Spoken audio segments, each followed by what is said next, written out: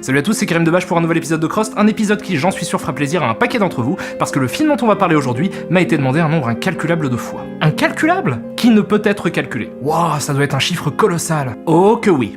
Genre une vingtaine, quoi. Ouais, donc c'est pas incalculable, c'est juste que t'es une merde en maths. Eh, tu dis jamais que je suis une merde en maths. Eh, tu me dis jamais ce que je dois dire. Eh, toi non plus. Eh, va te faire foutre. Putain, mais comment t'as fait ça ? J'ai simplement brisé les frontières de la réalité. Wow, c'est à la fois avant-gardiste et en même temps ça fait mal aux joues. Bon, tu veux savoir de quel film on va parler ? Volontiers. Si je te dis résiste, prouve que tu existes. Tens. Oh, joli. Ouais, c'est une petite astuce. Non, et puis c'est une super chanson aussi. Sous les lumières des stroboscopes, prouve que tu existes. Tens.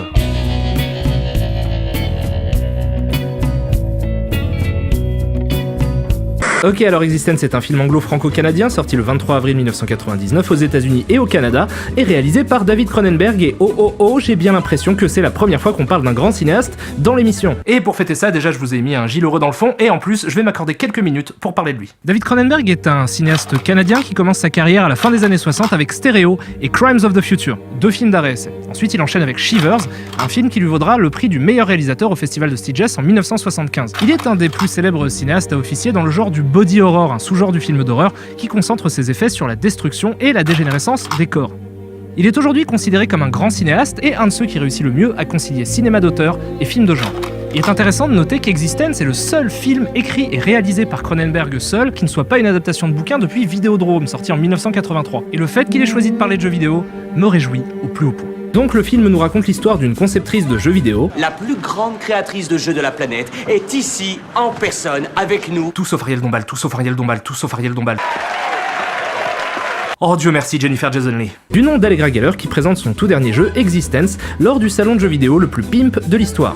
Une réunion des alcooliques anonymes.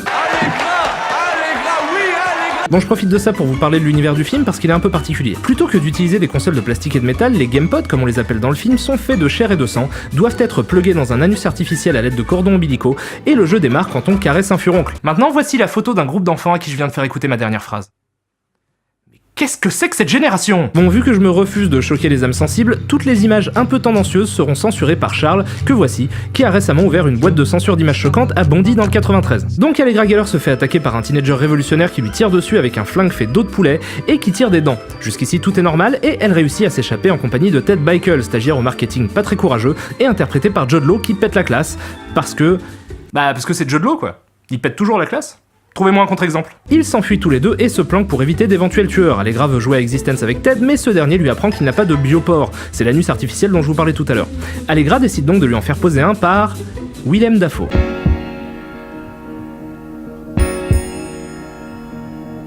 Quand Willem Dafoe surjoue, ne serait-ce qu'un tout petit peu, on sait que c'est un méchant. C'est écrit sur sa gueule. C'est déjà un mec qui a une tête inquiétante, donc si on lui fait jouer un chirurgien un peu fou, il y a aucune chance qu'il soit du bon côté. Dieu l'artiste, le mécano. Marrant.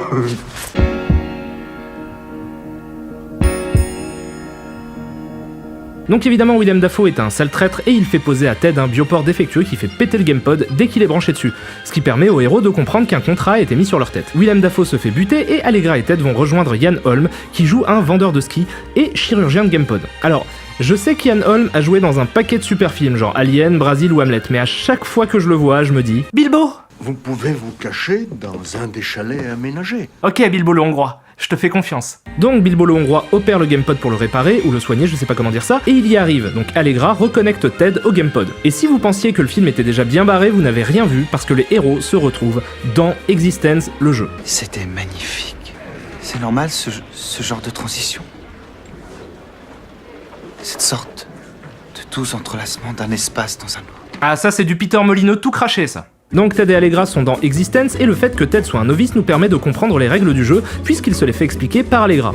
En gros, Existence est un système de jeu de réalité virtuelle et dans cet univers, les personnages sont obligés d'exécuter un certain nombre d'actions nécessaires pour faire avancer l'intrigue. Et les PNJ ne réagissent pas tant qu'on leur a pas dit la bonne phrase. Très rapidement, ils décident de se plugger à un autre gamepod dans le jeu. Ce qui veut dire qu'on va entrer dans un jeu, exactement comme la vache qui rit. Donc une fois dans le jeu, il rencontre Yevgeny Nourish, un personnage interprété par un étrange mélange entre Bronson Pinchot et Elias Koteas, qui a l'air de très bien connaître le jeu et d'essayer de les aider en leur conseillant de prendre un plat spécial au restaurant. Vous avez compris, serveur chinois.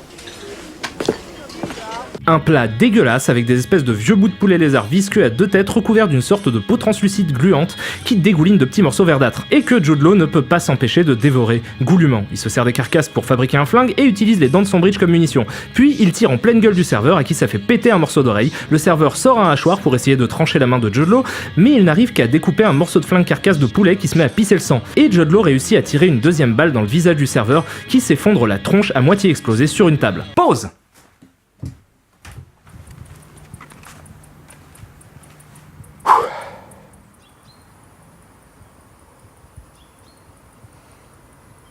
Bon, le sosie de Casey Jones leur dit qu'ils ont bien fait de buter le serveur, mais l'information est infirmée par le vendeur de GamePod qui leur explique que Casey Jones est un traître et qu'il faut l'empêcher de nuire. Il retourne donc à son lieu de travail où Jude Law décide de marquer l'histoire du cinéma de son empreinte en balançant la phrase la plus ouf du monde. Je déteste cet endroit. Je ne sais pas ce qui nous arrive. On est là tous les deux. On se déplace à tâtons, dans ce monde informe aux règles et aux objectifs totalement inconnus, apparemment indéchiffrables, voire même probablement inexistants, toujours à 2 doigts de se faire assassiner par des forces auxquelles on ne comprend rien. Et vice-versa. Après cet intense slam, nos deux héros tombent sur un GamePod en piteux état et Allegra décide de se connecter dessus. Le GamePod étant défectueux, il reste bloqué dans son bioport, j'ai l'impression de vous raconter un porno du futur, et lui fait extrêmement mal. Du coup, Ted tranche le cordon, ce qui l'a fait se vider de son sang. Ils se retrouvent tous les deux face au 3e traître du film, qui fait péter l'overacting pour l'occasion. Des spores! Non! Des spores mortels! Ils s'enfuient et sortent du jeu, mais ils se rendent compte que Bilbo avait posé un autre bioport infecté à Ted, ce qui fait de lui le 4e traître du film. Oh oui, et le vendeur de GamePod aussi, il revient. Et en fait c'était un traître, pareil. Et un peu avant, je vous l'ai pas dit, mais le premier PNJ, on le voit se faire buter, et lui aussi c'était un traître. Bilbo les confronte ensuite et leur avoue qu'il bosse pour une boîte concurrente, qu'il a volé son jeu sans qu'elle s'en aperçoive, et demande à Allegra de venir bosser avec lui. Allegra réagit en faisant ça. Et puis, vous pouvez venir avec nous aussi.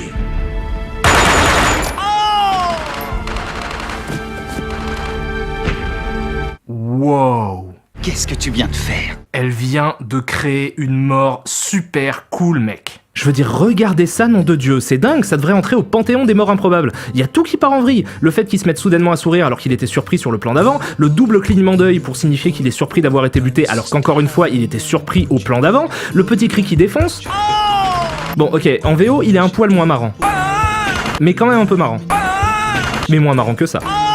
Donc regardez le film en VO et passez-le en VF juste pour le cri.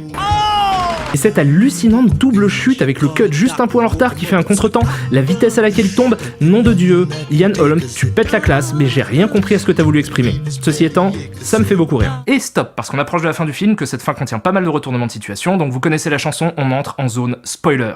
Twist, faut pas regarder, tout plein de twist, faut pas regarder, si t'as déjà vu le film, tu peux regarder.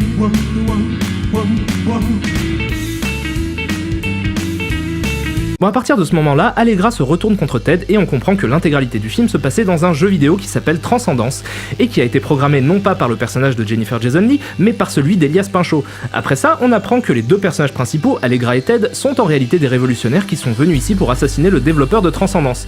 Ils y arrivent et s'en vont, seulement pour être arrêtés à l'entrée par le joueur qui incarnait le serveur et qui leur dit « Dites-moi la vérité. Nous sommes encore dans le jeu. »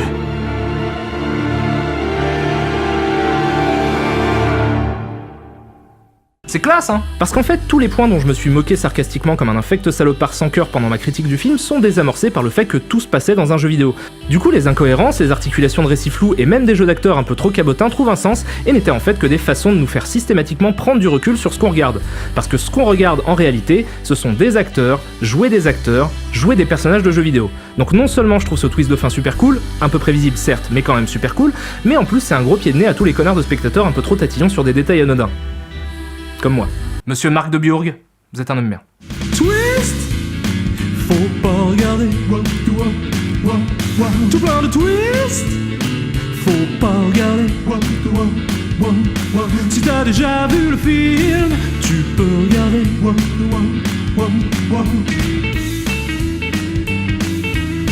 Voilà, Existence c'est fini, et c'était super cool. Et ce pour plusieurs raisons.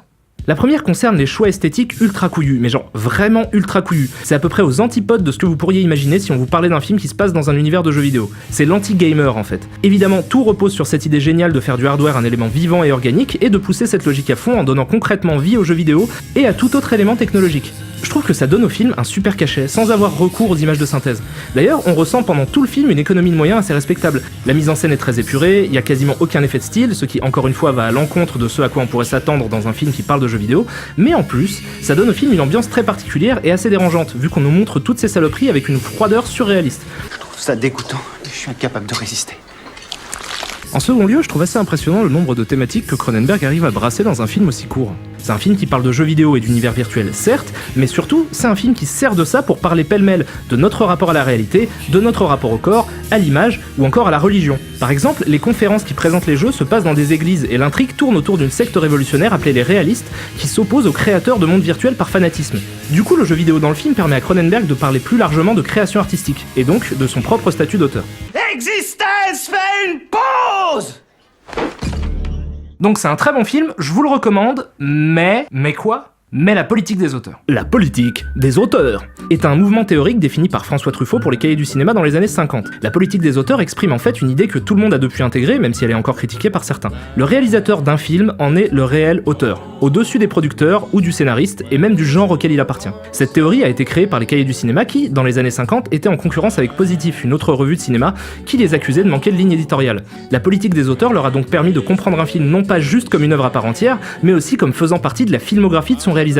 Et c'est cette filmographie entière qui est l'œuvre de l'auteur. Cronenberg est un vrai auteur, avec une filmographie dense et variée à laquelle je ne pourrais jamais rendre hommage en si peu de temps. Et je pense que tous ces films méritent d'être regardés, même si j'ai un peu plus de mal avec certains, comme Stereo ou Crimes of the Future. Donc, est-ce que je vous recommande Existence ? Non, je vous recommande David Cronenberg.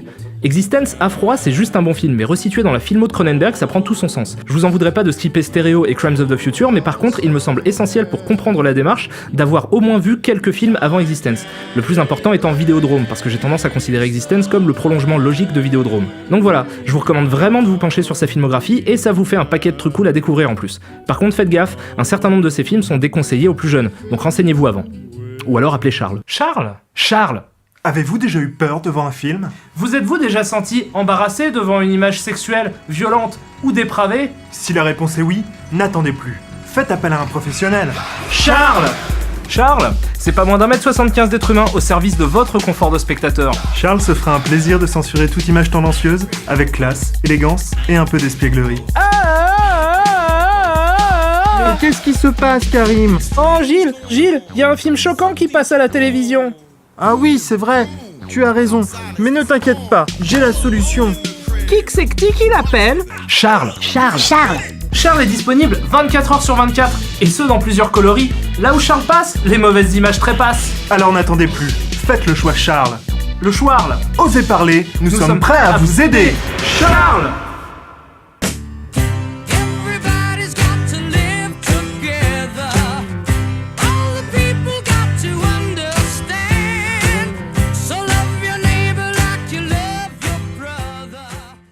Je sais plus où j'en étais, j'ai fait Bilbo, je te fais confiance. Peter Molyneux. Molyneux. Allô Peter ? Ici les Molyneux. Charles. Allez.